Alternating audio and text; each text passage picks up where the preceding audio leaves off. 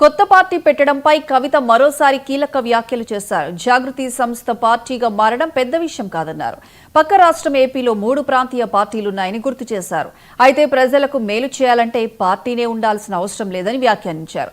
ప్రజలు కోరుకుంటే పార్టీ వస్తుందని, అందులో పెద్ద ఇబ్బందేమీ లేదని స్పష్టం చేశారు. సంస్థ మీ అందరికీ తెలుసు.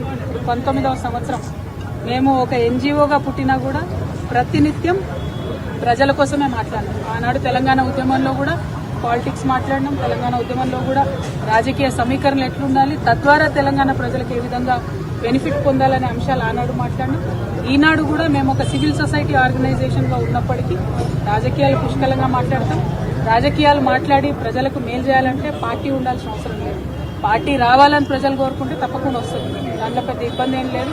పక్కనున్న ఆంధ్రప్రదేశ్లో 2 పార్టీలు ఉన్నాయి, తమిళనాడులో 2 ప్రాంతీయ పార్టీలు ఉన్నాయి, ఆంధ్రప్రదేశ్లో 3 ఉన్నాయి, అట్లనే కేరళలో అయితే గల్లీకోట ఉంటుంది.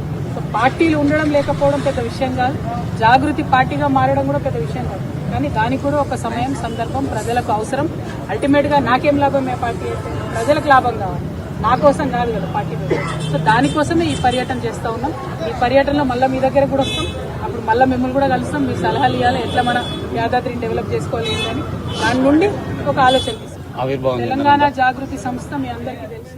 19వ సంవత్సరం మేము ఒక ఎన్జిఓగా రైట్. ఇవి బులెటిన్ అప్డేట్స్.